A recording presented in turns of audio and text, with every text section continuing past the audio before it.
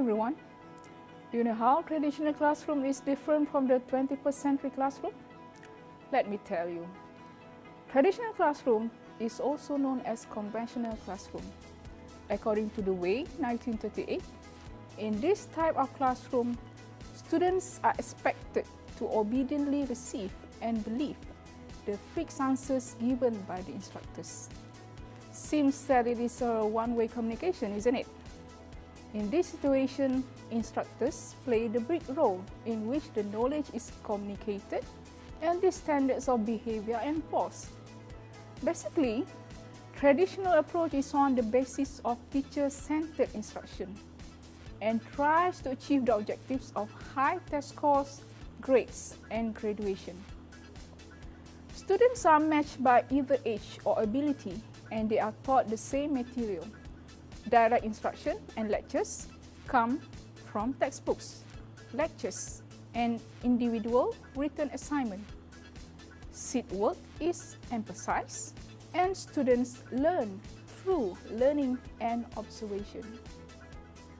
In a traditional classroom, you may have lectures, handouts, textbooks, group work, and whiteboards. It leads to little or no attention to social development because the focus is more on independent learning. And in general, socializing is largely discouraged. A single unified curriculum is applied for all students regardless of ability or interest. As you can see, students are passive. Teachers do all the talking with little or even zero input from the students. Besides that, students become absorbers of information, lack the freedom, and work in isolation. Teacher is the center of attention and the sources of information. Students in this structure are reinforced with the principle that they must obey the teacher and accept the lessons being taught. Since teacher doing all the talking with little or no input from the students become passive. It also creates an unstimulating environment to the students as they have to sit for a long time and listen to a teacher drone on about the topic. Traditional classroom offers no hands-on learning. As such, students can read about science experiments, but they might not get the full experience until they conduct the experiments themselves. Traditional education does not encourage critical thinking skills. Students cannot actively apply information gained through experience and reasoning. Teachers are only knowledge dispensers, and students are repositories. This style of learning does not allow students deeper levels of understanding required for complex concepts and lifelong learning. The 21st century classroom environment is the adoption of progressive education practices, a more holistic approach which focuses on individual students' needs and self-expression. Student-centered and task-based approaches to learning are practiced. The objectives are learning, retention, and accumulation of valuable knowledge and skills. Emphasis is on hands-on activities, student-led discovery, and group activities. Instead of memorizing the facts, understanding and applying the facts are practiced besides analysis, evaluation, and innovation. Critical thinking is crucial in this approach. The 21st century classroom allows the teacher to think outside the box, thus increase the students' engagement, decrease behavior issues, and increase students' achievement. Instructors also incorporate technology by starting small and then build up upon the technology being used. The usage of online resources is abundant. The 21st century classroom is a productive environment in which students can develop the skills they will require in the workplace, and teachers are facilitators of their learning. Students experiencing the environment they will enter as modern-day workers and developing their higher-order thinking skills, effective communication skills, collaboration skills, making them adapt with using technology, and all other skills for the workplace in the 21st century. The modern-day classroom should be more centered on students, and teachers should take the role of facilitators and guides instead of being mere providers of knowledge. Students are required to fully engage in their learning and are provided with effective instruction using a variety of instructional methods and following different pedagogical approaches aided with technology. They are expected to be active participants or active learners in their own learning and must seek out professional development to improve their performance and their students' learning. So some of the characteristics of a 21st century classroom are: the first one is student-centric. Students play an active role in their learning, and teachers serve as mere guides. Facilitating students is so important.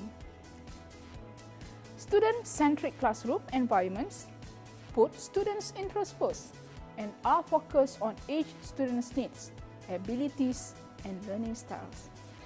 The second one, computing devices. As an essential tool in the modern classroom, computers are readily available and replace the utilities of pen and paper. They not only give students the means to conduct online research and master the technology skills they need, but they also give teachers the opportunity to enhance their lessons. The third one, active learning. Students are actively engaged in what they learn. Students participate in more active learning by working in groups or on computers and complete projects and other interesting activities that help them discover new skills. Students learn actively by talking and listening, writing, reading, and reflecting. The fourth one, adaptive learning. Any classroom will always have students of different types of learning abilities in it, which often makes it difficult for teachers to make sure that all of them understand the concepts. Adaptive learning approach gives students the freedom to learn at their own pace and in the way they are most comfortable with. The fifth one, invitational environment. The classroom should not be cramped or overcrowded. Modern classrooms should have the basic material required for teaching, such as interactive whiteboards and LCD projectors. The BYOD, bring your own device approach, can be adopted so that students can bring their laptops or tablets to the classroom for better personalized learning. Teaching with technology material is more effective, stimulates student engagement, eases the work of teachers, and makes it easy for students to focus on learning. The sixth one, students understand and follow the rules and procedures. The learning environment is carefully planned and well organized. Class rules, procedures, and notices of upcoming activities are posted in convenient places to help students stay on track. The seventh one, mutual respect. Teachers and students should always have respect for each other. As now the role of teachers is no longer to be the sage on the stage, students should not forget their value as they will always receive guidance from them. Also, teachers should encourage students to speak with confidence and value their opinions. In a well-disciplined environment, students should also cooperate with and respect their classmates. The eighth one, students take responsibility of their learning.